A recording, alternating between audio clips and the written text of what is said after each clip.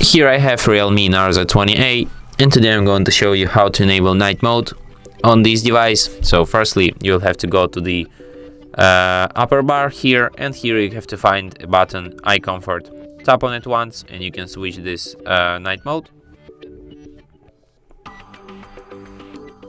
By holding your finger on it, you can also access some of its settings. For example, you can change its color temperature here. You can set a schedule for it. For example, you can just set it from sunset to sunrise, or you can set your own schedule, select the start time and the end time here. You can also display effects, you can change color, or you can just set it to be black and white, or if you want to, you can display colors, or you can disable them here.